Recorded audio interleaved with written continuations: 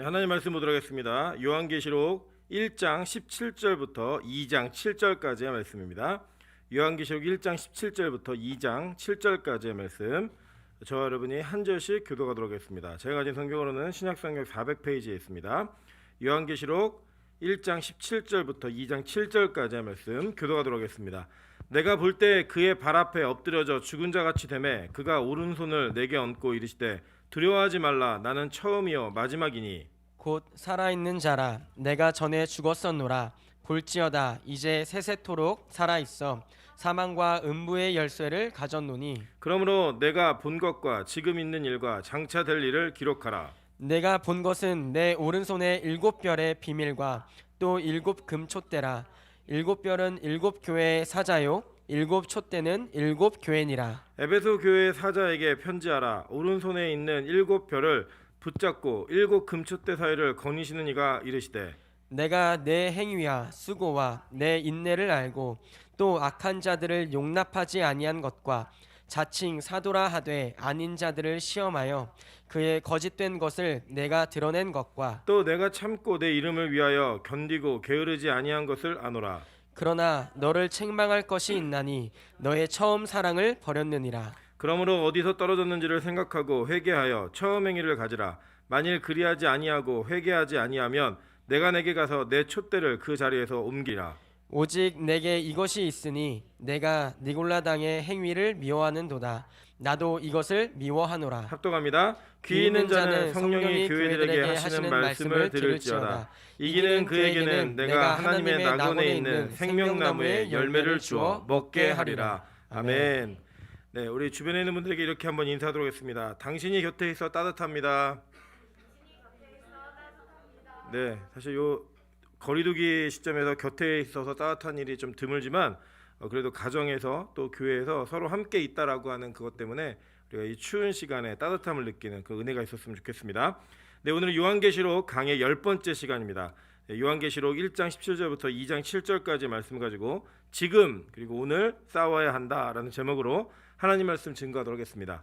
이 요한계시록은 우리가 예전에 살펴보았던 것처럼 이 사도 요한이 하나님으로부터 받아 쓴 하나님의 말씀입니다. 이 말씀에 있는 전체적인 내용들을 요약을 하면 딱 한마디로 요약할 수 있습니다. 예수가 이긴다. 이게 바로 요약입니다. 그래서 요한은 어떤 특정한 시기에 앞으로 미래에 벌어질 일들을 뭐 예언서처럼 비서처럼 막 기록해가지고 그걸 해석하면 앞으로 무슨 일이 일어날 걸 알 수 있다. 뭐 이런 개념으로 쓴 것이 아니라 좀 더 포괄적인 관점에서 종말적인 관점, 하나님께서 약속하신 예수 그리스도가 다시 오심을 약속하신 그 가운데 종말에 무슨 일이 벌어지고 또 지금 이 시대에 지상의 교회들이 천상의 교회와 함께 이루어지는 일들이 어떤 일들인가를 세세하게 기록하고 있습니다. 그래서 이 요한은 이 구약적인 배경을 가지고 이 본문을 써내려갑니다. 그렇기 때문에 여러분 구약을 모르는 상태에서 요한계시록만 보면 마치 세대주의자들이나 이단들처럼 특정한 어떤 인물이나 특정한 사건이 일어나는 것처럼 잘못 해석할 수 있다라고 하는 것입니다. 그러한 차원에서 오늘 여러분이 읽으신 우리 1장 17절부터 20절까지는 전체적인 내용 가운데 서론에 관련된 부분, 누가 이 말씀을 하고 있는가, 그리고 이 말씀을 하시는 분이 누구인가에 대한 내용들을 설명하고 있고, 오늘 여러분이 우리 앞으로 살펴보게 될 2장부터 3장까지는 그 일곱 교회에게 하시는 말씀을 각 교회별로 어떻게 말씀하고 있는가를 정확하게 기록한 내용들을 서술해 가고 있습니다. 이 내용들을 전체적으로 살펴보기 위해서는 우리가 먼저는 선행되어야 될 것이 무엇이냐면 일곱 교회에게 하시는 말씀이 어떤 의미가 있는 것이고, 즉 이것을 듣는 이들과 이것을 깨달아야 되는 이들의 범주가 어디까지인지를 정확히 알아야 되며, 또 그 내용들이 어떻게 이루어져 있는지를 보면 우리가 앞으로 이 일곱 교회를 살펴갈 때마다 이것은 이런 의미로 얘기하셨구나라고 하는 것들을 깨달을 수 있다라고 하는 것입니다. 그래서 오늘은 어떤 본문의 내용들을 조금 더 세세하게 다루기보다는 일곱 교회에게 말씀하고 있는 것이 어떤 의미가 있고 또 그것을 우리가 어떻게 해석해야 되는가에 대한 내용들을 좀 더 집중적으로 공부하도록 하겠습니다. 먼저 다윗의 열쇠라고 하는 간지를 보시면 1번에 이렇게 얘기합니다. 이사야 22장 22절에 이렇게 말씀하고 있습니다. 내가 또 다윗의 집의 열쇠를 그의 어깨에 두리니 그가 열면 닫을 자가 없겠고 닫으면 열 자가 없으리라 라고 얘기합니다. 우리 지난 시간에 살펴보셨죠? 이 다윗의 열쇠를 가진 이가 누구였어요?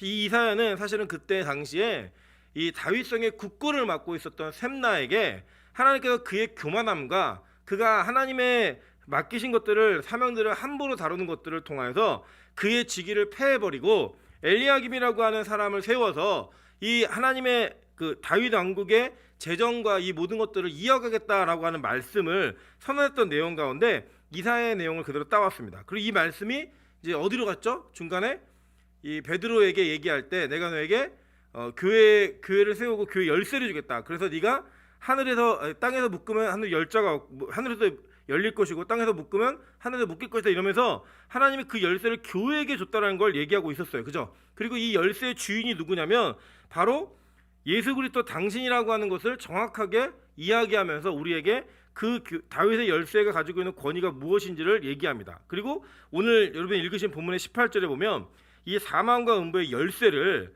이 가지고 계신 분이 바로 하나님이다라고 얘기하는 예수 그리스도다라고 얘기하는 것을 우리가 가르치고 있다라는 거예요. 여러분 이사야 26장 19절에 보면 이렇게 얘기합니다. 주의 죽은 자들이 살아나고 그의 시체들은 일어나리이다. 티끌에 누운 자들아 너희는 깨어 노래하라. 주의 이슬은 빛난 이슬이니 땅이 죽은 자들을 내어놓으리로다라고 얘기합니다. 제가 정신이 하나도 없습니다. 이사야서에 나오는 건 뭐냐면 이런 얘기한 거예요. 마지막 때 어떤 일이 벌어지는가를 얘기할 때 이 사망과 음부의 권세를 가지고 있는 분, 그 예수 그리스도의 계획과 틀 안에서 모든 일이 다 이루어진다라는 거예요. 여러분 우리는 보통 어떻게 생각하냐면 마치 지옥은 마귀가 모든 권세를 잡고 있는 곳처럼 이렇게 생각하고 또 천국은 또 하나님의 권세가 임하는 곳 이렇게 우리가 이해해서 이분법적인 사고를 할 때가 참 많이 있습니다. 근데 여러분 명심하십시오. 지옥에 던져넣을 권세가 있는 분이 누구죠? 하나님이십니다. 그 예수 그리스도의 통치와 그 권세 속에 지옥의 문이 열리기도 하고 지옥의 문이 닫히기도 한다라는 거예요. 실제로 여러분 이렇게 예언되어진 내용들은요 구약에도 여러 가지 배경들로 이야기하고 있는 것들을 보게 됩니다. 창세기 7장 15절부터 22절에 보면 이런 얘기가 있습니다. 무릇 생명의 기운이 있는 육체가 둘씩 노아에게 나와 방주로 들어갔으니 들어간 것들은 모든 것의 암수라. 하나님이 그에게 명하신 대로 들어가매 여호와께서 그를 들여보내고 문을 닫으시니라 라고 얘기할 때 이 히브리어가 닫다라는 히브리어가 사가르라는 이야기입니다. 근데 이게 무슨 뜻이냐면 닫아 넣는다, 잠그다 이런 의미예요. 그래서 이거를 세 번역, 그러니까 한글로 좀 더 잘 이해할 수 있게 의역을 많이 해놓은 성경을 읽어보면 그 뜻이 명확합니다. 어떻게 번역되어 있냐면 창세기 7장 16절을 하나님이 노아에게 명하신 대로 살과 피를 지닌 살아 숨쉬는 모든 것들의 수컷과 암컷이 짝을 지어 방주 안으로 들어갔다. 마지막으로 노아가 들어가니 주께서 몸소 문을 닫으셨다라고 얘기해요. 여러분 우리 배우셨죠? 창세기 배우실 때 왜 그 방주가 3층으로 지어졌죠? 1층, 2층, 3층? 나중에 바울이 얘기하잖아요. 유대인들의 그 하늘에 관한 천국관에서는요, 그 바울이 간증을 하면서 뭐라고 얘기하냐면 내가 3층까지 올라갔다 얘기할 때 그게 1층, 2층, 3층이에요. 그래서 이 방주는 천국을 모형하고 있는 겁니다. 그 천국을 모형하고 있는 그곳에 여러분 그 번역을 보면 여기서도 기억나시겠지만 그 여호와께서 들어보내심에가 아니라 들어오라고, 그죠? 안에서 들어오라고 얘기했잖아요. 그래서 그 모든 일들 들어오라고 얘기하신 이후에 친히 몸소 그 문을 닫으셨다라는 거예요. 그리고 그 문을 열 때도 누가 여셨어요? 하나님이 여셨어요, 여러분. 그래서 노아의 식구들 나오라고 얘기할 때도 하나님의 명령이 있어야지만 나왔습니다. 실제로 방주는 이미 먼저 땅에 정착을 했음에도 불구하고 마른 땅이 될 때까지 하나님이 그들이 나오는 것을 허락하지 않으셨어요. 못 나왔단 말이에요. 그 방주를 들어가고 나오고는 누구의 수관이었어요? 하나님의 수관이었어요. 하나님의 수관. 여러분 그래서 우리가 어떤 일들을 할 때 이 천국 구원에 관련된 문제는요, 여러분의 열심과 노력으로 인해 구원받는 것이 아니라는 것을 명확히 하셔야 됩니다. 우리의 구원과 우리의 모든 나중에 지옥가나 천국가나 이런 운명적인 결정의 요소는요 다 하나님의 권한 아래에 있음을 우리가 기억해야 된다는 거예요. 가끔은 이제 우리 교단과 또 칼빈주의를 예정론을 믿고 있는 자들은 이 내용에 대해서 쉽게 동의를 합니다. 동의를 하는데 이 동의가 안 되는 분들도 계세요. 특별히 뭐 감리교 출신들 이런 분들은 이제 이거 동의가 안 되는 거예요. 자기의 의지와 열심으로 우리가 구원받을 수 있다라고 얘기하는데 구원의 책임이라는 영역에 있어서는요 우리 인간은 그 책임의 대가를 치르는 것 자체가 이미 불가능한 존재들입니다. 왜냐? 첫 번째는 이 죄에 대한 대가는 무조건 사망이에요. 그러니까 여러분 죄에 대한 대가를 치르는 것을 뭐 우리 사회법에서는 너 대가를 치러야 된다 뭐 이런 얘기를 많이 하잖아요. 근데 여러분 그 대가를 치르는 게 성경은 뭐라고 얘기하냐면 바로 죽음 외에는 그 어떤 것으로 갚을 수 없다고 얘기해요. 그러니까 우리는 이미 대가 한 번을 치르는 그 순간 끝난 거예요. 우리 생명이 죽은 겁니다. 더불어 우리에게 어떤 또 한계가 있냐면 여러분 우리는요 어떠한 열심과 노력을 한다 할지라도 죄를 짓지 않고 살 수 없는 연약한 존재입니다. 인정 안 되시는 분들은 그 자기의 삶의 부분들을 다 돌아보게 되면 다 자기의 죄가 드러날 수밖에 없는 요소들이 다 있다라는 거예요. 그런 요소를 통해서 우리가 증명할 수 있는 것 딱 한 가지입니다. 내가 죄인이구나. 그런 죄인의 요소를 가지고 우리는 우리 스스로의 힘과 노력으로 우리가 천국이냐 지옥이냐를 결정할 수 없다라는 거예요. 그럼 어떻게 결정하느냐? 하나님이 결정하시는 거예요. 예수 그리스도의 그 십자가와 보혈의 능력을 믿는 자들에게, 부활의 능력을 믿는 자들에게 그 구원이 임한다라는 거예요. 그 임하는 구원의 능력, 그것은 하나님이 열쇠를, 예수 그리스도의 열쇠를 갖고 있어서 여는 자 닫는 자, 이 하나님의 결정에 따라 우리의 영혼의 거처가 결정되어지는 일들이 있다라는 겁니다. 그래서 여러분 우리가 어떤 내용들을 놓고 기도할 때 뭐 내가 열심히 기도하면 저 사람이 구원받겠구나 그런 거 없습니다. 다만 거꾸로는 얘기할 수 있겠죠. 하나님이 어떤 사람을 구원하시기 위해 나의 기도를 사용할 수 있다. 그 정도 개념을 우리가 이해할 수 있는 거예요. 그래서 뭐 아무것도 하지 말자 이게 아니라 예를 들어 우리 마음 가운데 자꾸 믿지 않는 부모님과 믿지 않는 형제와 가족들과 친구들을 위해 기도가 자꾸 나오잖아요. 그럼 그 기도가 나올 때에는 하나님이 우리에게 기도를 시키시는 이유가 있다라는 거예요. 그 이유가 뭐냐? 그를 향한 구원의 계획을 이루어가시기 위해 반드시 우리 사람들을 사용하시는데 그 사용되어지는 사람 가운데 우리가 그런 역할을 감당하게 하는 말미암아 하나님은 그 영혼도 구원하시는 계획을 이루어 가시지만 동시에 우리의 기도와 전도와 어떤 노력들을 우리의 상급으로 여겨주시는 그런 역할들을 우리에게 하게 하신다는 거예요. 그래서 여러분 이 전체적인 모든 주권은 다 하나님께 있습니다. 하나님께 있는 것이고 우리는 그 주권과 계획 속에 우리가 사용받음으로 말미암아 우리가 그 영광을 누리는 거예요. 같이. 그래서 여러분 어떤 이들에게는 특별하게 그 사람을 통해 전도가 많이 되는 경우도 있잖아요. 어떤 특별한 사람을 통해 교회 물질이라든지 어떤 봉사의 영역이라든지 이런 일들이 막 이루어지는 일들을 우리 봅니다. 근데 그것조차도 자기의 선택과 의지로 하는 것이 아니라 하나님의 계획과 통치 가운데 있는 거예요. 그리고 우리는 그렇게 사용받는 거예요. 받으면서 그것이 나중에 우리에게 상으로 주어지는 겁니다. 칭찬으로. 그리고 우리는 나중에 그 칭찬까지도 다 하나님 이거 제가 한 게 아니고요. 하나님께서 하신 겁니다 라고 영광을 돌려드리는 거예요. 우리는 없는 겁니다. 없는 존재예요.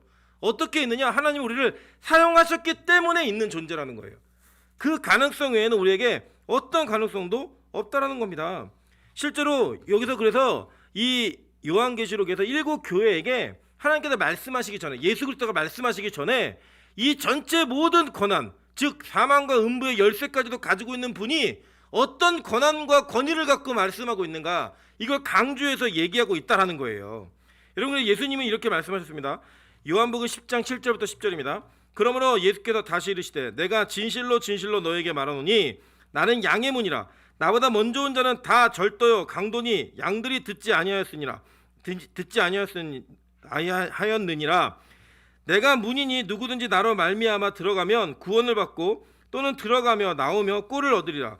도둑이 오는 것은 도둑질하고 죽이고 멸망시키는 것뿐이요 내가 온 것은 양으로 생명을 얻게 하고 더 풍성히 얻게 하려는 것이라 라고 얘기해요.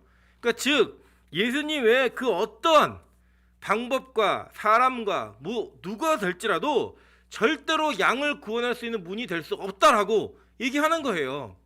여러분 그래서요 뭐 2단이다 뭐 3단이다 뭐 여러 가지 얘기하시는데 다른 거 뭐 판단할 수 있는 거는요 뭐 여러 가지 요소들이 있겠죠. 근데 결론적으로 말씀드리면 이겁니다.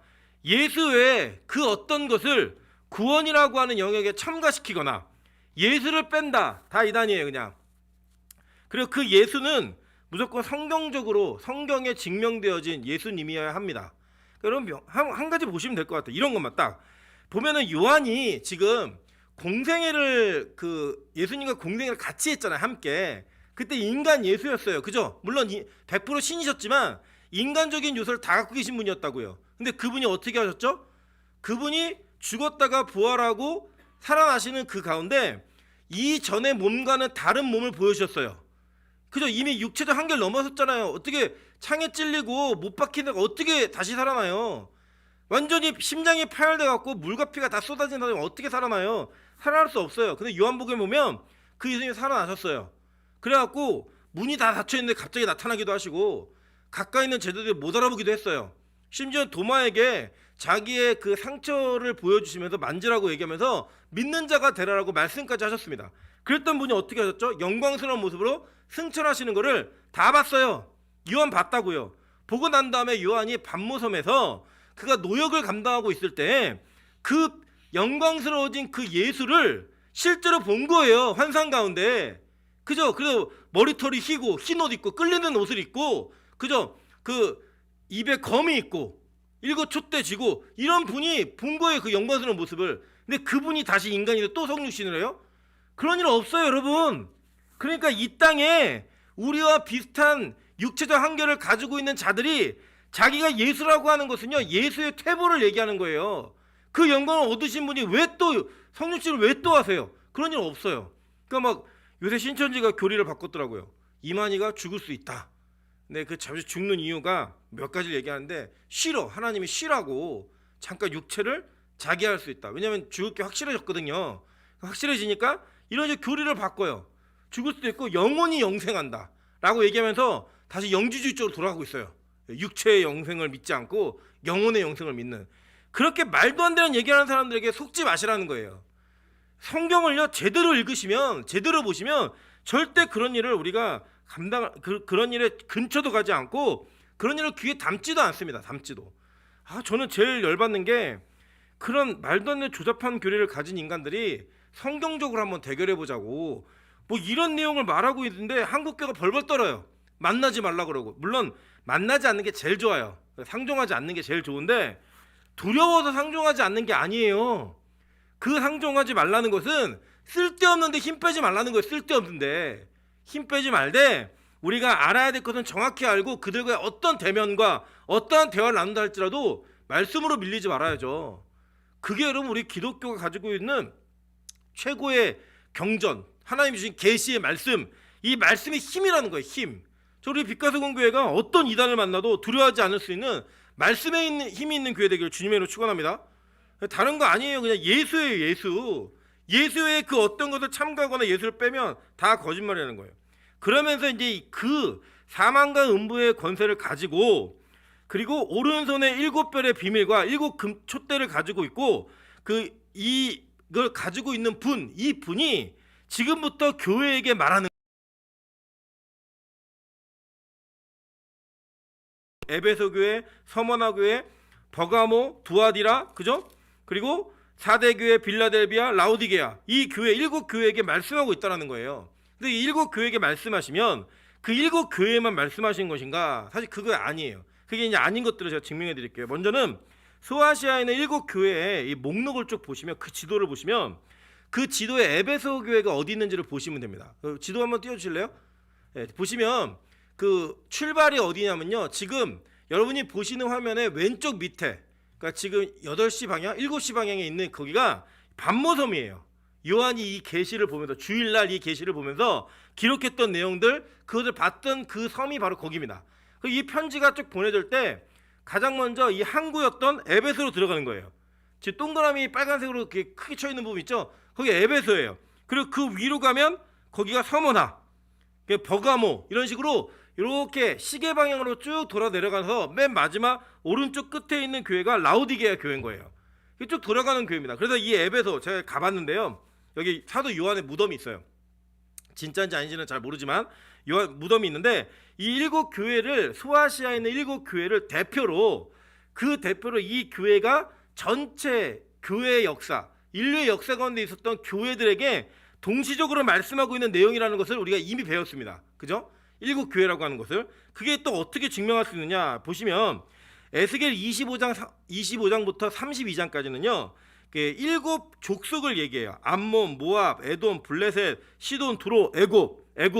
그래서 7의 그 이방 족속을 얘기하면서 이 에스겔이 예언을 합니다. 근데 그 예언의 내용도 쭉 살펴보면 그것은 어떤 특정한 나라나 특정한 지역을 얘기하는 것이 아니라 이스라엘 주변에 있었던 이방 민족들 그 7 족속들을 다 꼽으면서 전체 모든 이방인에게 얘기하고 있는 말씀이 있는 거예요. 그래서 제가 나중에 시간이 되면 이 에스겔의 7 족속과 요한계시록의 7 교회를 이렇게 매칭하면서 공부하면 되게 재미있는 그런 일이 또 벌어질 것 같아요. 그래서 이 에스겔에서는 이 7 족속을 대표로 한 모든 이방인들에게 전해지는 메시지가 나오고 있는 거예요. 그것처럼 이 요한계시록 2장 3장은 에베소, 서머나, 버가모, 두아디라, 사대, 빌라델비아, 라우디게아 교회에게 전체 교회를 대표로 이 말씀을 듣게 하는 겁니다. 그래서 여러분 이게요, 이 7 교회에게 전해지는 말씀의 내용이 특정한 요소와 특징을 가지고 전달이 됩니다. 그래서 여러분 잘 보세요. 그 이스라엘 사람들에게 7이라는 숫자는 완성되어진 숫자예요. 완성되어진 숫자. 왜냐하면 창조가 안식까지 7일에 완성되잖아요. 그 7일에 완성되어진 그 개념을 따라서 7이라고 하는 그 숫자가 모든 것의 완성을 이루는 목표점, 이런 어떤 숫자적 개념으로 다가오고 있는 거예요, 이스라엘 백성들에게. 그래서 7이라고 하는 게 계속 반복이 되는데 이 교회들에게 주신 편지에 7가지의 요소가 정확하게 동일하게 기록되고 있는 걸 보게 됩니다. 자, 보실게요. 먼저는 이 수신자가 누구인지를 얘기해줘요. 누가 이걸 받는가라고 얘기합니다. 그래서 에베소서 2장 1절 보세요.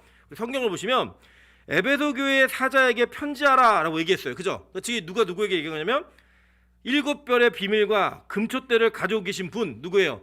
예수가 사도 요한에게 너 에베소 교회의 사자에게 편지하라고 얘기했어요. 이 사자가 뭐였어요? 모든 성도였잖아요. 특정한 목회자나 어떤 개인이 아니라 교회들 대표, 그 교회 대표성을 가지고 있는 사자에게 편지하라라고 얘기하면서 이 편지의 수신자가 누구인지를 얘기해요. 그죠? 그런 다음에 뭐라고 얘기하죠? 오른손에 있는 7별을 붙잡고 7 금촛대 사이를 거니시는 이가 이르시되 라고 얘기해요. 그래서 이것을 누가 송신하고 있는가, 누가 이 편지를 보내고 메시지를 보내고 있는가를 얘기해 주는 거예요. 그래서 이 편지에 2가지가 들어갔어요. 지금 수신자가 누구인지, 그죠? 그리고 송신자가 누구인지 그게 들어갔어요. 그 다음에 보면요, 지금 여러분 제가 이 말씀을 드리는 거는 에베소 교회에게 썼던 편지의 내용을 기초로 7 교회가 어떻게 돌아가고 있는지 보여드리는 거니까 다 있는 거예요. 이게 뭐 두아디라를 하든 뭐 사대를 하든 다 나오는 겁니다. 그래서 이렇게 수신자 송신자를 얘기해 준 다음에 교회들에 대한 예수의 메시지가 뭔지를 얘기해 주는 거예요. 그 우리 지금 에베소 교회를 기준으로 본다면, 모델로 본다면 2장 2절부터 3절까지예요. 내 행위와 수고와 내 인내를 알고 또 악한 자들을 용납하지 아니한 것과 자칭 사도라 하되 아닌 자들을 시험하여 그의 거짓된 것을 내가 드러낸 것과 또 내가 참고 내 이름을 위하여 견디고 게으르지 아니한 것을 아노라 라고 얘기해요. 그러니까 이 예수가 교회에 대해서 얼마나 정확하게 알고 있는지 그 내용들을 기록해서 지금 쓰고 있는 거예요. 그 다음에 4번째가 어떤 내용이 들어가느냐, 이 일에 대한, 이 교회에 대한 책망, 그죠? 그리고 혹은 경고, 그 때로는 잘한 것이 있으면 칭찬, 이 요소가 들어가 있는 거예요. 그래서 실제로요, 여기 보면은 4절 한번 보세요. 2장 4절 보시면, 그러나 너를 책망할 것이 있나니 너의 처음 사랑을 버렸느니라 라고 하면서 책망할 내용이 뭔지를 얘기해 주고 있는 거예요. 여러분 이제 그 팁으로 기억하시면 7 교회 중에 책망받지 않는 교회가 서머나 교회하고 빌라델비아 교회예요. 2 교회만 책망 안 받아요. 그리고 책망만 받은 교회가 있어요. 어느 교회냐면 사대 교회하고 라우디게아. 사대 교회는 개인적인 칭찬이 있었지만 교회적 칭찬은 없어요.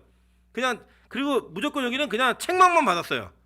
그리고 나머지들은 책망할 것도 있고 칭찬할 것도 있고 이런 겸해서 내용들이 메시지가 전달되고 있다는 거예요.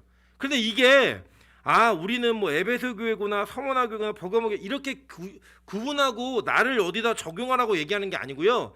이 모든 메시지가 지금 오늘 저와 여러분에게 동일하게 적용되고 선포되어지는 메시지라는 거예요. 무슨 내용이냐면 여러분에게 에베소 교회 같은 요소가 있을 수 있죠. 그죠? 여러분에게 사대 교회 같은 요소도 있을 수 있는 거예요. 혼나기만 하는 라우디게아 교회 같은 그 모습이 있을 수 있는 거예요. 이 말씀을 보면서 깨닫고 돌아오라는 거예요. 왜냐면 말세니까 핍박이 있고 심판이 있고 예수의 그 재림과 종말이 지금도 진행되고 있으니까 그 내용 가운데 이 경고의 말씀을 들으며 돌아와라라고 하는 그 예수의 촉구가 이 시대에도 있었고 지금 오늘 저와 여러분에게도 동일하게 있다라는 거예요. 이걸 계속 볼 거예요. 증명하면서 볼 거예요. 그렇게 교회들에 대한 경고, 책망 이런 거 나와요. 그 다음에 뭐가 나오냐? 재림에 대한 약속이 나와요. 자, 보시면 5절 한번 보세요. 5절 보시면 그러므로 어디서 떨어졌는지 생각하고 회개하여 처음 행위를 가지라. 만일 그리하지 아니하고 회개하지 아니하면 내가 내게 가서라고 얘기해요. 그죠? 예. 누가 오신다는 거예요? 지금 이게 예수님이 오신다는 거예요. 예수님이 와가지고 뭐 하느냐? 그 자리에서 내 촛대를 옮겨버리겠다 이거예요. 그러니까 이 재림에 대한 메시지, 즉 심판이 있으니까 속히 돌이켜라 라고 하는 종말적 메시지를 전달하고 있는 거예요. 그러면서 촉구합니다. 뭐라고 얘기하죠? 그 뒤에 보시면 그 7절 한번 보세요. 귀 있는 자는 성령이 교회들에게 하시는 말씀을 들을지어다. 계속 나와 이게. 뭐 다른 교회들에 다 나오는 얘기예요. 서머나 버가모, 두아디라, 사대 다 나와요. 다 나오면서 돌이켜라. 귀 있는 자들은 성령이 교회에게 하시는 말씀을 들을지어다 라고 계속 얘기하는 거예요. 그 촉구함과 동시에 또 뭘 얘기하느냐? 이긴 자에게 어떤 보상을 주시나 라고 얘기해요. 2장 7절 보세요. 귀 있는 자는 성령이 교회들에게 하시는 말씀을 들을지어다. 이기는 그에게는 이라고 얘기했어요. 그죠? 이 신천지는 이 이기는 자가 이만이라고 얘기하는데 말도 안 되는 헛소리예요. 그냥 교인들 중에 이러한 핍박과 환난 가운데 이기는 자들이 있다는 거예요. 그 이기는 자에게 마지막 종국적 새하늘과 새 땅에서 어떤 보상이 주어질 것인가, 이것을 얘기하고 있는 요소가 나타나요. 그래서 에베소 교회는 뭘 얘기하고 있죠? 보세요. 이기는 그에게는 내가 하나님의 낙원에 있는 생명나무 열매를 주어 먹게 하리라 라고 얘기하고 있는 거예요. 그래서 이런 내용들을 계속 기록함으로 말미암아 교회가 무엇을 바라보고 살아가야 하고 이 핍박과 어려움의 환경들을 어떻게 이겨내야 되는지를 정확하게 설명하고 있는 7가지의 요소가 모든 교회마다 다 들어가 있어요. 동일하게. 그러니까 여러분 7개의 메시지, 7개의 어떤 서식, 이건 뭐냐면 완성되어진 편지라는 거예요. 완성되어진. 이 완성되어진 편지가 에베소, 서머나, 버가모, 두아디라, 사대, 빌라델비아, 라우디게아 이게 다 가는 거예요. 계속 편지가. 그래서 이 교인들이 이걸 보면서 때때로는 위로도 얻고 때때로는 정신도 번쩍 차리고 또 때때로는 그 말씀 때 열심도 다시 내고 힘과 능력과 소망을 얻어내는 그런 메시지를 이곳에서 다 얻어낸 거예요. 여러분 잘 보세요. 우리가요 뭘 못하고 있을 때 내가 딱 깨달아서 그걸 고치기 시작하면요 우리 안에 힘이 드는 게 아니라 소망이 생깁니다. 아, 내가 이거 못하고 있었는데 하나님이 날 정확하게 아시고 내가 이것을 돌이킬 수 있게 도와주시는구나. 그래서 심지어는 책망과 심판에 대한 말씀조차도 모든 교회에게 다 힘이 되는 그런 일들이 있는 거예요. 그리고 뭐 칭찬은 당연하죠. 그죠? 잘하는 사에게 칭찬해주고 그것을 열심히 하라고 얘기해주면서 나를 정확하게 진단하고 있다, 나를 정확하게 이해하고 있다라는 것을 지금 예수가 이 편지를 통해 우리에게 전달하고 있는 거예요. 우리도 그렇지 않습니까? 제일 믿기 힘든 의사가 누구예요? 병원 갔는데 제가 어디가 이상했죠? 그랬더니 어디가 이상이 있을까요? 라고 물어보면 어때요? 의사가 저한테 제가 이제 어저께도 이제 몸이 계속 요 주간에 안 좋아가지고 목이 계속 그냥 가는 거예요. 목소리가 계속 갈라지고. 저희 아내가 성대에 차라리 열이 나거나 감기면은 괜찮은데 그게 아닌 상태에서 이 성대 이상이 오면 이게 큰 문제가 생길 수 있으니까 빨리 병원에 가봐라 그러면서 겁을 막 주는 거예요. 그래서 제가 겁이 나가지고 병원을 갔습니다. 갔는데 다행히 병원 갔더니 이 역류성 식도염이 왔대요. 온 이유가 뭐냐면 이제 늙어가지고 위산을 그대로 보호를 못하고 가둬놓지 못하고 이게 역류해가지고 이 식도에 염증을 계속 만들어내는 거예요. 이거를 관리를 안 하면 나중에는 이게 진짜 열린 위가 돼가지고 계속 이게 뿜어져 나온대요. 이게 저한테 얘기한 게 첫째는 식사량을 줄여라. 식사량을 줄이고 굉장히 여기에 앉아있는 분들 절망하시네요. 40대가 되면은 식사량을 줄여야 된대요.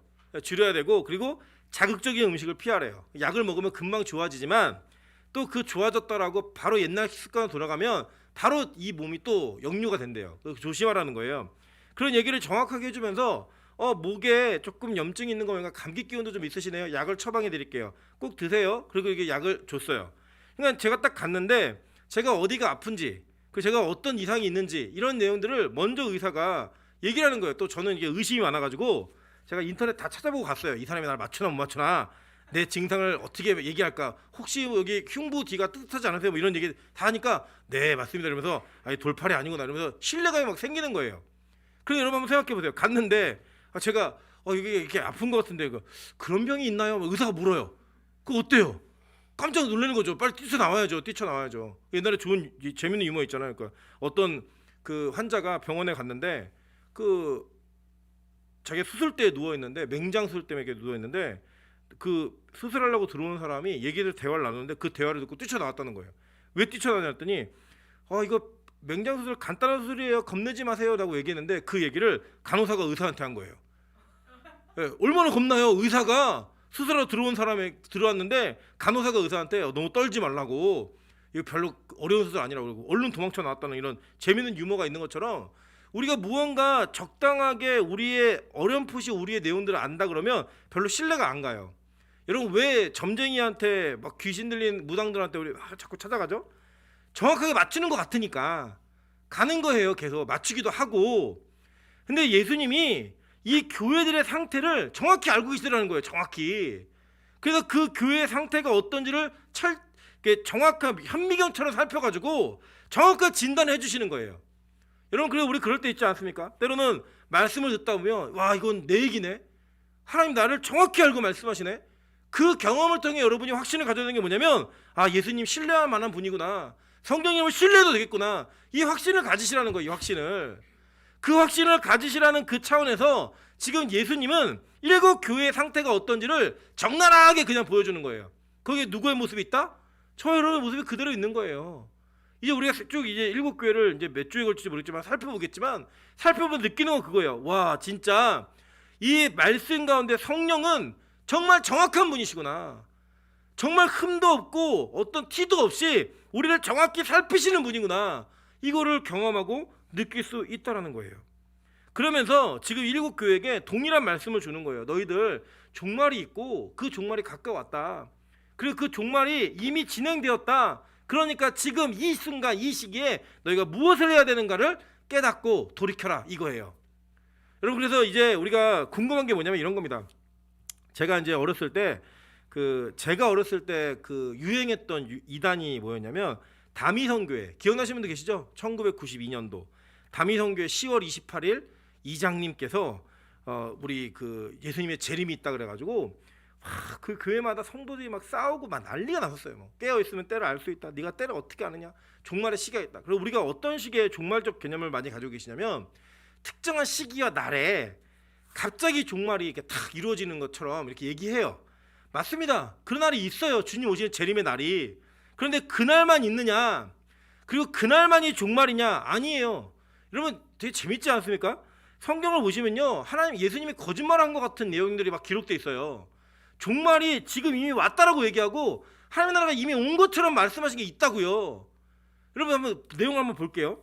마태복음 24장 1절부터 14절인데요. 요거는 이제 제가 좀 긴 본문이니까 요약해서 말씀을 드릴게요. 먼저 굵은 글씨만 읽어보겠습니다. 예수께서 성전에서 나와서 가실 때 제자들이 성전 건물을 가리켜 보이려고 나오니 대답하여 이르시되 너희가 이 모든 것을 보지 못하느냐? 내가 진실로 너에게 이르노니 돌 하나도 돌 위에 남지 않고 다 무너뜨려지리라 라고 얘기했어요. 근데 이게 예언이 어떤 내용이냐면 지금 제자들은 눈에 보이는 성전을 얘기한 거예요. 근데 이미 성전은 그 유효가 끝났다라고 예수님이 요한복음 2장에 얘기하셨죠. 그죠? 이 성전 허물어라. 내가 성전 다시 세울 것이다 라고 얘기하면서 내가 진짜 성전이지 이 건물 성전 아니야 라고 얘기하셨다고요. 그죠? 그리고 난 다음에 이 성전이 무너질 거다라고 얘기했는데 진짜 이 AD 70년에 티투스라고 하는 로마 장군에서 이게 무너져요. 이 아버지랑 같이 여기 왔다가 이 아버지가 전쟁 중에 갑자기 로마 황제가 돼가지고 아버지 돌아가요.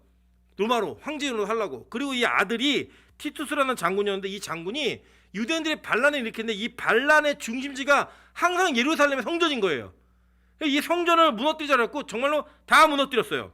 그러면 그 얘기하는 내용이 그런 거예요. 그 뒤에 뭐가 붙어있냐면 종말에 대한 얘기가 붙어있는 거예요. 잘 보세요. 예수께서 감난산 위에 앉으셨을 때 제자들이 조용히 나서 이르되 우리에게 이르소서 어느 때 이런 일이 있겠사오며 또 주의 임하심과 세상 끝에 무슨 징조가 있사오리까 라고 얘기했어요. 그죠? 그 얘기한 다음에 예수님이 이런 일이 있을 거다 이런 일 쭉 얘기를 쭉 해요. 그러고 난 다음에 맨 마지막에 보세요. 그러나 끝까지 견디는 자는 구원을 얻으리라. 이 천국 복음이 모든 민족에게 증언되기 위하여 온 세상에 전파되리니 그제야 끝이 오리라 라고 얘기했다고요. 자, 그러니까 지금 예수님이 종말을 얘기하셨는데 이거 마지막 그 읽으신 14절 2장 24장 14절은 진짜 세상 끝 종말을 얘기하신 거예요. 근데 그 종말과 뭘 연결지었냐면 성전의 무너짐, 이건 AD 70년에 있었던 일이에요. 그걸 연결지어서 그 종말이 이 종말인 것처럼 말씀하신 거예요. 지금 이해되시죠? 무슨 말인지.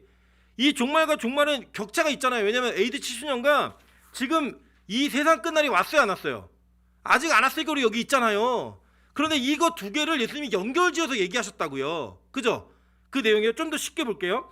다니엘서 7장 13절부터 18절입니다. 여러분 다니엘서에서는 뭐가 나오냐면 이제 7장에 나오는 내용이 그거예요. 어떤 그 느부갓네살이 꿈을 꾸는데 그 꿈에 신상을 하나 봅니다. 근데 신상이 머리 두상은 금, 팔과 가슴은 은, 그 여기는 놋, 그 저기 종아리까지인 거. 종아리부터 밑에는 그 발은 철, 그리고 그 밑에는 철과 흙이 섞여진 이런 형태로 봐요. 근데 그거를 어떤 뜨인 돌 하나가 날라와가지고 그 신상을 딱 부셔버리는 그 꿈을 느부갓네살이 꿔요. 그러고 난 다음에 이 다니엘이 환상을 하나 봅니다. 그 환상의 내용이 오늘 기록된 거예요. 또 내가 또 밤 환상 중에 보니 인자 같은 이가 하늘 구름을 타고 와서 옛적부터 항상 계신 이에게 나아가 그 앞으로 인도되매 그에게 권세와 영광과 나라를 주고 모든 백성과 나라들과 다른 언어를 말하는 모든 자들이 그를 섬기게 하였으니 그의 권세는 소멸되지 아니하는 영원한 권세요 그의 나라는 멸망하지 아니할 것이라. 나 다니엘이 중심이 근심하여 내 머릿속의 환상이 나를 번민하게 한지라. 내가 그 곁에 모셔 선 자들 중 하나에게 나아가서 이 모든 일의 진상을 물으매 그가 내게 말하여 그 일의 해석을 알려주며 이르되 라고 얘기해요. 자, 이게 뭐냐면 다니엘이 여기서 환상 하나 봤는데 어떤 환상을 보냐면 사자하고 곰하고 표범하고 열불 달린 짐승이 나오는 환상을 본 거예요. 그 환상을 봤는데 이게 무슨 뜻인지 모르니까 번민해가지고 그 환상 중에 그 인자, 즉 예수님, 재림하시는 예수님의 옆에 서 있는 자주 중에 하나에게 물은 거예요. 그랬더니 뭐라고 얘기하니까 그 내 큰 짐승은 세상에 일어날 내 왕이라. 지극히 높으신 이의 성도들이 나라를 얻으리니 그 누림이 영원하고 영원하고 영원하리라 라고 얘기했어요. 자, 그러니까 잘 보세요. 지금 이 네 큰 짐승은요, 나중에 우리가 다니엘서를 배우실 때 배우시겠지만 앞으로 나타날 왕들에 대한 이야기, 지금 섬기고 있는 왕들에 대한 이야기예요. 나라들. 그래서 바벨론, 페르시아, 그리고 헬라, 로마, 이 나라들에 대한 환상을 다니엘이 본 거예요. 그 봤는데 이 다니엘이 봤던 그 나라들을 다 제끼고 한 큰 나라가 일어나는데 그 나라가 어떤 나라였어요? 하나님의 나라. 하나님의 나라가 일어난다고 예언을 본 거예요. 그러니까 그 환상을 본 거예요. 그래서 그 마지막 절에 뭐라고 얘기해요? 성도들의 나라를 얻으리니 그 누림이 영원하고 영원하고 영원하리라. 이게 뭐예요? 새하늘과 새 땅이잖아요. 그러니까 다니엘 시대에 살았던 그 시대 속에서 근래에 가까운 그 나라들에 대한 계시를 그가 본 거예요. 들은 거예요. 환상을 본 거예요. 그리고 나서 결국에는 그 모든 나라가 다 무너지고 누구의 나라만 세워진다는 거예요. 하나님의 나라만 세워진다는 걸 본 거예요. 그러니까 보세요. 지금 다니엘 시대에 다니엘이 새하늘과 새 땅에 오는 거 봤어요? 못 봤어요? 못 봤어요. 아직 우리도 못 봤는데 다니엘 어떻게 봐요? 근데 다니엘의 그 시대 속에 바벨론이 무너지고 페르시아가 무너지고 그리고 헬라, 로마가 다 무너진다는 것을 이미 하나님 알려주신 거예요. 그러면서 하나님의 나라를 세상의 나라가 이기지 못한다라고 하는 메시지를 그에게 전달해 주신 거라고요. 그러니까 이해되시죠? 무슨 말인지. 자, 이거예요. 모든 성도들은요, 어떤 역사를 살아냈던 상관없이 그 시대 가운데 핍박과 환난과 적 그리스도들이 있었어요. 계속. 그래서 그들은 교회의 신앙을 지키고 예수를 향한 신앙을 지킴으로 말미암아 그들의 인생 가운데 끊임없는 투쟁과 전투와 싸움들이 끊어지지 않았다고요. 그 환난과 핍박이 사라지지 않는 시대를 다 살아가요. 다 살아가는 것 가운데 그들이 붙잡은 소망이 뭐였냐면 결국에 그 모든 것들은 다 무너지고 마지막에 하나님의 나라가 결국 승리한다예요. 그 메시지가 지금 그 예수님과 같이 있었던 제자들에게도 심지어는 예수님을 보지도 만나지도 못했던 다니엘에게도 주어진 거예요. 그 내용들을 좀 더 자세하게 살펴볼게요. 마태복음 10장 22절부터 23절에 이렇게 얘기합니다. 또 너희가 내 이름으로 말미암아 모든 사람에게 미움을 받을 것이나 끝까지 견디는 자는 구원을 얻으리라. 이 동네에서 너희를 박해하거든 저 동네로 피하라. 내가 진실로 너에게 이르노니 이스라엘의 모든 동네를 다 다니지 못하여서 인자가 오리라 라고 얘기했어요. 이게 뭐냐면 예수님이 제자들에게 얘기하신 내용인데 제자들에게 어떻게 얘기하신 거냐면 예수님이 승천하신 이후에 이들이 복음을 전하다가 핍박을 받으면서 이 동네 저 동네로 쫓겨다닌다는 거예요. 도망 다니고. 그런데 그 동네를 다니는데 이스라엘 전체 동네를 다 다니기 전에 뭘 보냐면 이스라엘의 모든 동네를 다니기 전에 못할 인자가 오리라.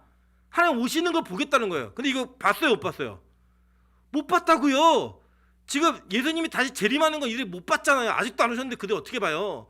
못 봤어요. 근데 하나님은 그 역사 가운데, 예수님은 그 역사 속에, 그 시간 속에 예수님의 재림이 분명히 있다라고 얘기했다고요. 지금 종말이 있다고.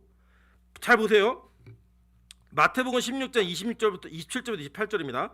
인자가 아버지의 영광으로 그 천사들과 함께 오리니 그때 각 사람의 행한 대로 갚으리라. 진실로 너에게 이르노니 여기 서 있는 사람 중에 죽기 전에 인자가 그 왕권을 가지고 올 것을 볼 자도 있느니라 라고 얘기해요.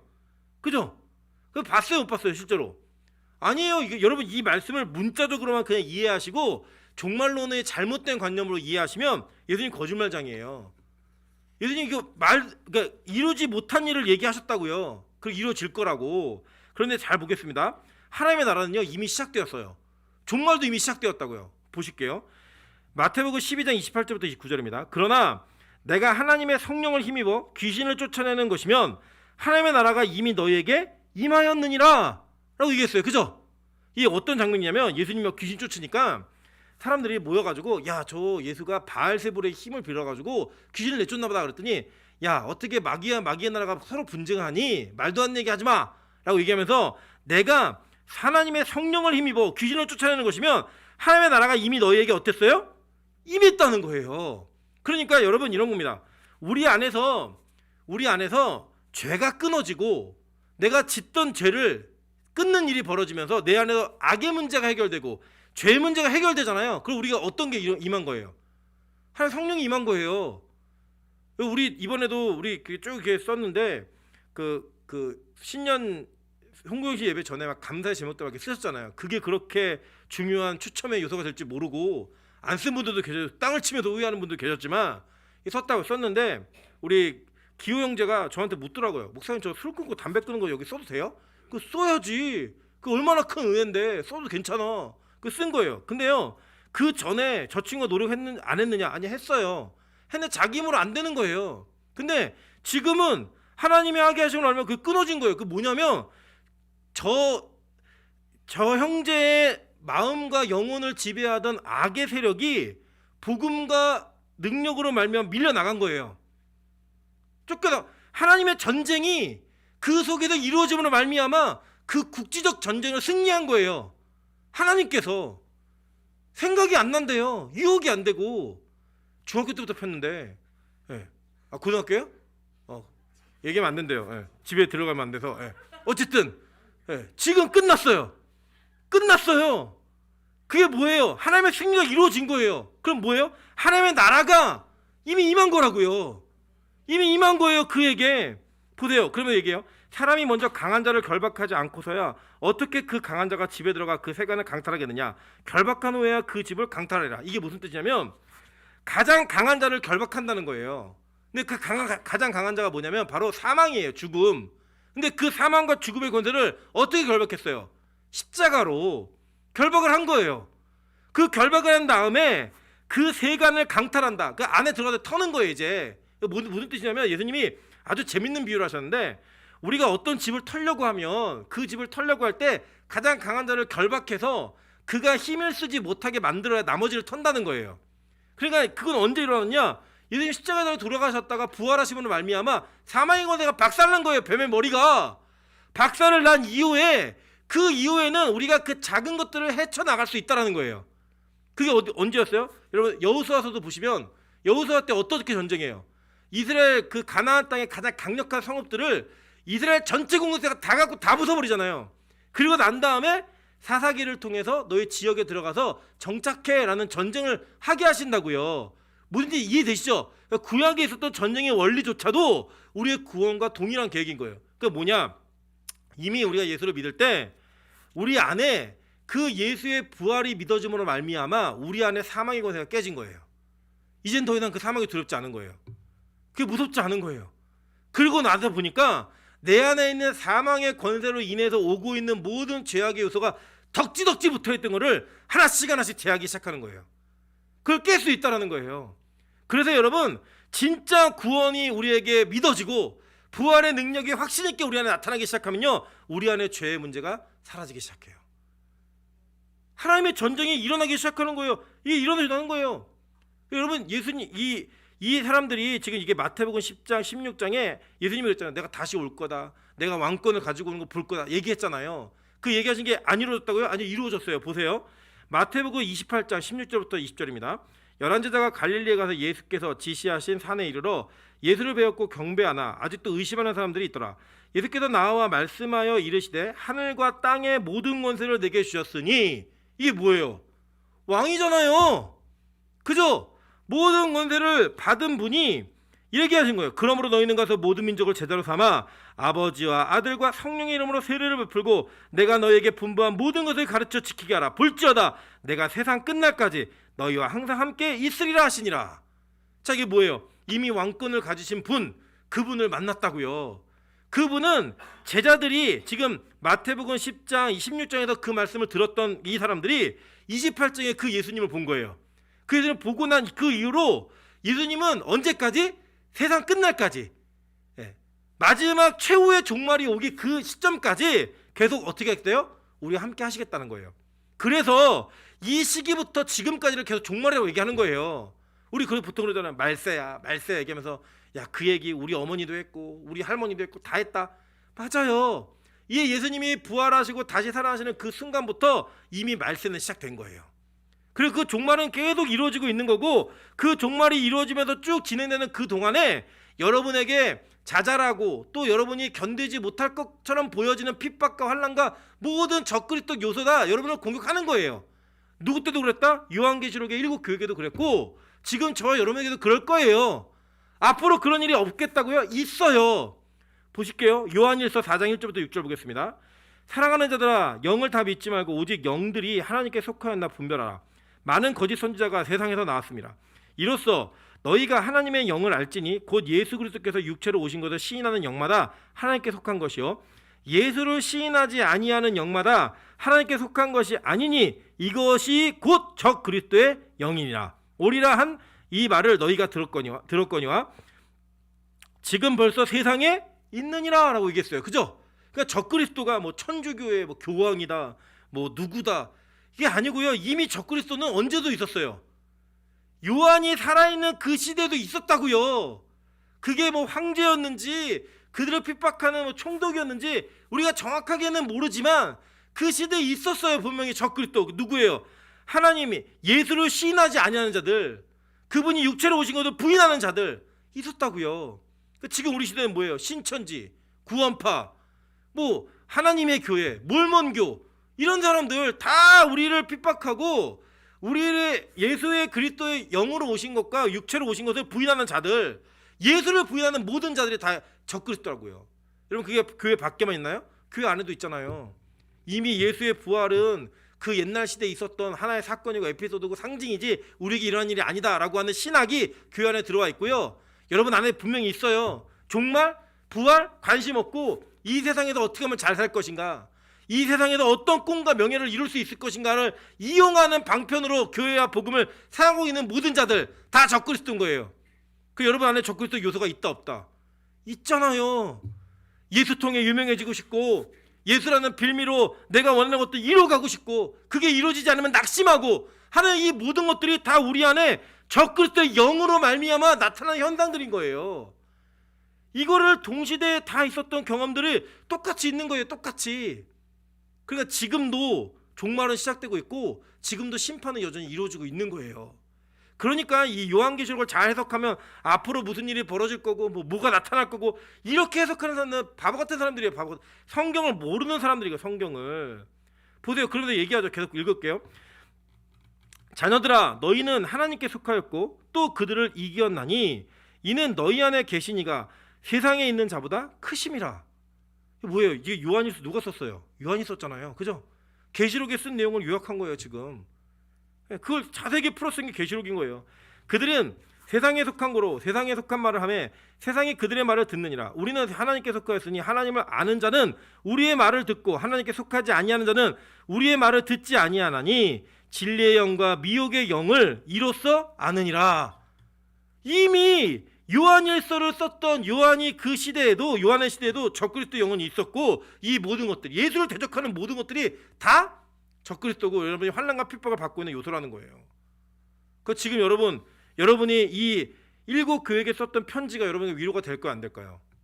되는 거죠. 그 시대는 로마라고 하는 그 정부와 황제라고 하는 그 어떤 특정한 인물들이 그들을 핍박했잖아요. 도미티아노스 이런 애들이 핍박하면서 교회를 무너뜨리기 위한 그런 일들을 막 벌렸잖아요. 그런 것과 같이 우리 안에 그런 요소가 있어요, 없어요? 있잖아요. 돈, 명예, 권력, 이 세상의 성 이런 것들로 유혹하고 우리를 넘어뜨리고 하나님의 나라를 무너뜨리고자 하는 그런 마귀의 세력과 시도와 공격이 있어요, 없어요? 있다고요. 그걸 뛰어넘고 그걸 이겨내고 그거를 견뎌내면서 너희들이 어떻게 살아야 될 것인가, 어떻게 주님을 붙들어야 될 것인가를 가르쳐주는 게 바로 이 말씀의 내용이라는 거예요. 교회들에게 하신 말씀. 이해되시죠? 그렇게 이제 2장 3장을 보는 거예요. 그래서 여러분 이런 겁니다. 다른 게 아니고요. 지금 오늘 싸워야 되는 거예요. 내일 싸워야지? 아니에요. 지금 여전히 우리 안에 적그리스도와 싸워야 되는 사명과 마귀들과의 전투가 매일 벌어지는 거예요. 매일. 보겠습니다. 히브리서 3장 12절부터 14절입니다. 형제들아 너희는 삼가 혹 너희 중에 누가 믿지 아니하는 악한 마음을 품고 살아계신 하나님에게 떨어질까 조심할 것이요 오직 오늘이라 일컫는 동안에 매일 피차 권면하여 너희 중에 누구든지 죄의 유혹으로 완고하게 되지 않도록 하라. 우리가 시작할 때 확신한 것을 끝까지 견고히 잡고 있으면 그리스도와 함께 참여한 자가 되리라. 그런 거예요. 그래서 막 예배 가기 싫을 때 예배 드리자라고 권면하고 죄짓고 싶고 막 나태해지고 싶을 때 그러지 말고 우리 힘써서 다시 한번 예배 드려보자 라고 서로 끌어주고 격려해주고 이런 거 하라는 거예요. 완고해지지 않도록 이거 하는 게 지금 그 싸움을 싸우고 가는 거래요. 계시록 2장 7절부터 이제 제가 14, 15, 16, 17, 18, 19, 20 이게 뭐냐면 다 그렇게 해서 이기는 자에게 주시는 마지막의 보상이 뭔지를 다 기록해 놓은 거예요.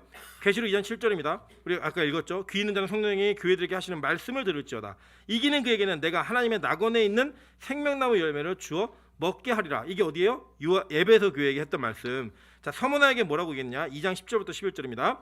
너는 장차 받을 고난을 두려워하지 말라. 볼지어다 마귀가 장차 너희 가운데서 몇 사람을 옥에 던져 시험을 받게 하리니 너희가 10일 동안 환난을 받으리라. 내가 죽도록 충성하라. 그리하면 내가 생명의 면류관을 내게 주리라. 귀 있는 자는 성령의 교회들에게 하시는 말씀을 들을지어다. 이기는 자에게는 둘째 사망의 해를 받지 아니하리라. 서머나 교회에게 주신 말씀이에요. 버가모 교회에게 무슨 말씀을 주셨는가? 2장 17절입니다.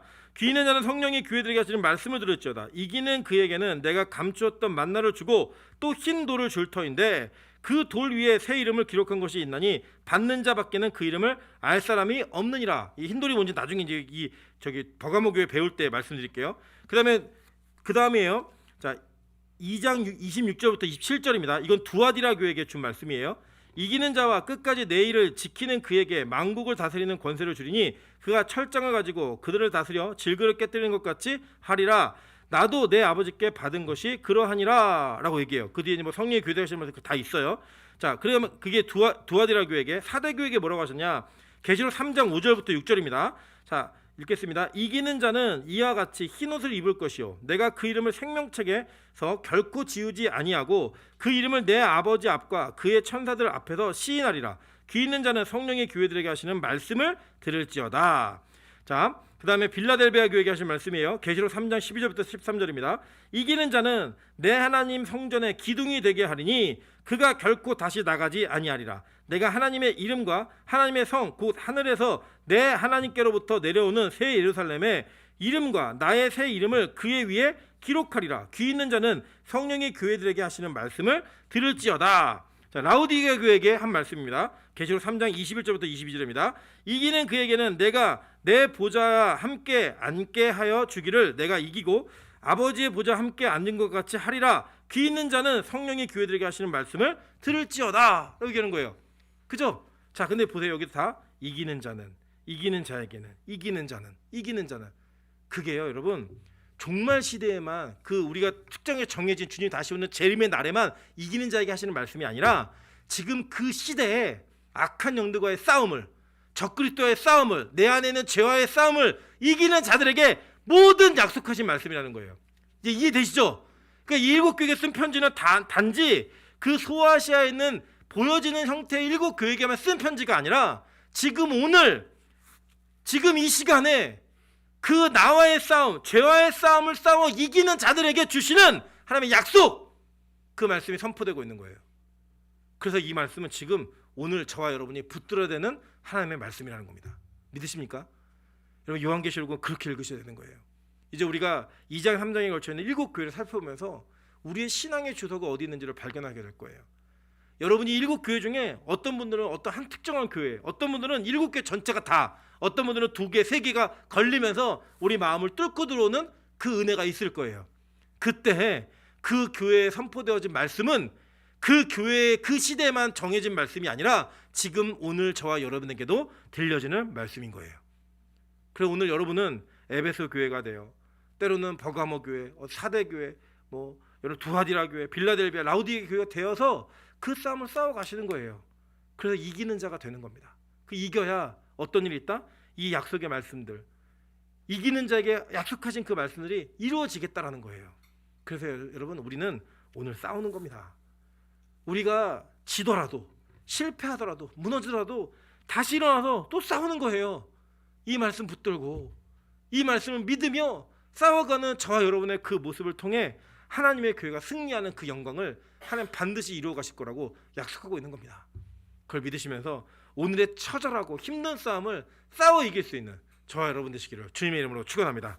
이제 같이 한번 찬양으로 우리 싸움을 결단하도록 하겠습니다. 우리 마귀들과 싸울지라